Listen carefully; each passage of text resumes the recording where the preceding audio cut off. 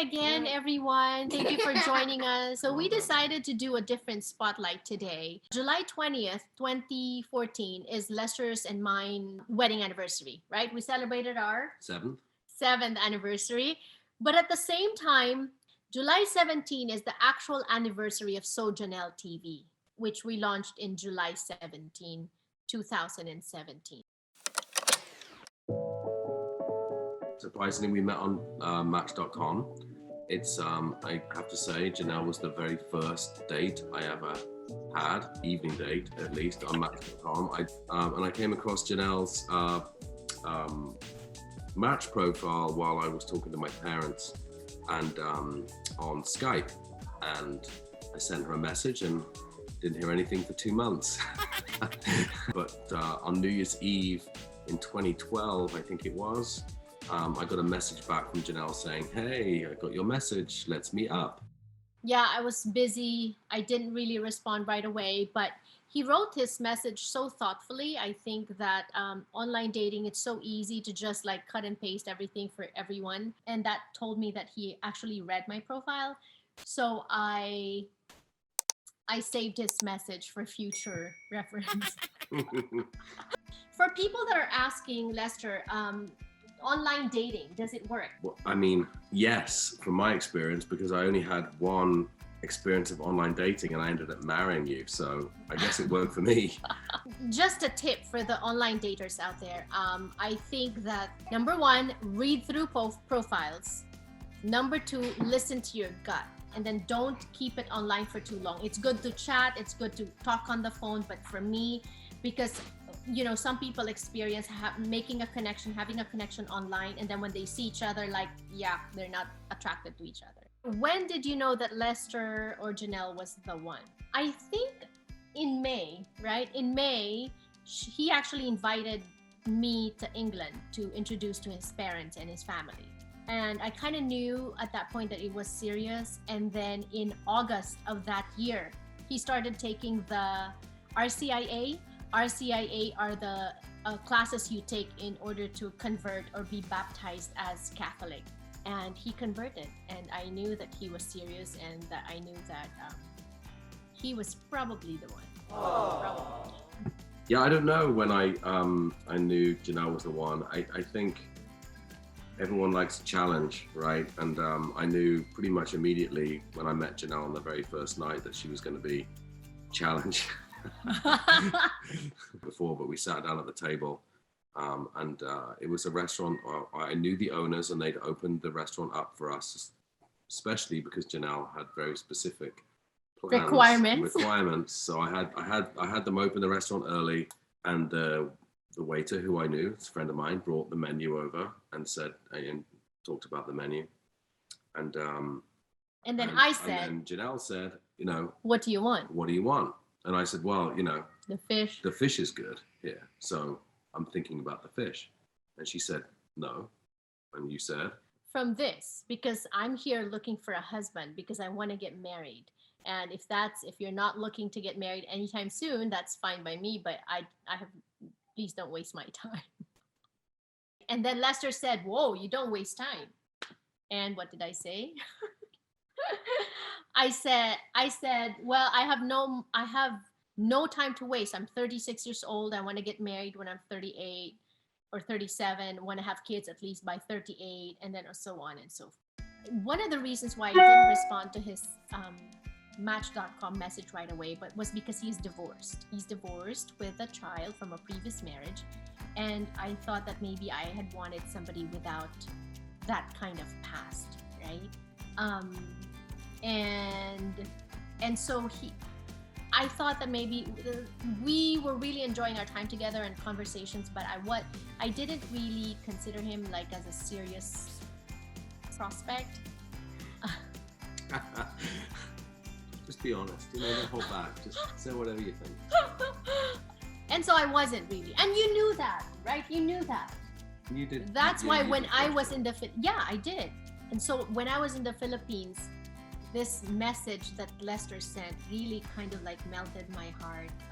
And because he said, really? Look, Do you remember that email when you said, I know that you're not really considering me for a potential like lifetime partner or husband or a boyfriend, something like that, because of my past, but I want you to know, something to the effect of, I want you to know that no matter what you decide, I want to continue being friends with you because I want to see that day when you're happy, because you deserve to be happy. If I'm not the person to make you happy, I know you'll find that person, but I still want to be there happy for you. Something like that. Oh, really? I said that? I was the line. It worked. It did. It worked. It did. How do you handle stress as a parent? We try to laugh at each other, laugh with each other. And then when I can't take it anymore, I just like say, you deal with that. And then I go and take a break. That sounds about right. Yeah. Yeah. Just, I think so. I just, being a parent maybe is the hardest job in the world. Yes. At the same time as being the most rewarding. So it's just always remembering that there's both sides of the spectrum. So, we have a lot of fun with being parents, and sometimes it's stressful, and sometimes we'll get annoyed with each other. It's mostly because it's like, well, it's your turn to get up. Right. Yeah. No, we do that. We do and sometimes I would actually wake him up. Lester is so good. Is such a good parent. He's so hands-on. He'll wake up. He'll, yeah. In fact, I am closer to Lily because, I wasn't really working when Lily was born up until she was 18 months old. Whereas with Leo, I was back in the studio after a week after I gave birth. And yeah, but which is very convenient because Leo is extremely difficult to deal with and has a lot of energy. And so the taking care of Leo and bathing Leo and changing Leo's diaper and all those things fell on. What's the favorite thing that you like now about Jannelle that you did not know when you first met her? Okay, she's very cute. Jannelle is constantly talking about her children. It's like a broken record. Do you think our kids are cute? Do you think Lily is cute? Lily is so cute. Oh my gosh, she's cute. Oh my goodness me, Leo. Leo is so cute. Is she cute? What's your favorite thing about Leo? And then, do you think Lily's cute? What's your favorite thing about Leo? And then she'll show me video after video after video. Jannelle is constantly talking about and thinking about her children. And I knew that she wanted children when we met, but I had no idea that it was going to be so central. That's fair. And actually, in fairness, totally take over everything else in the world, including me.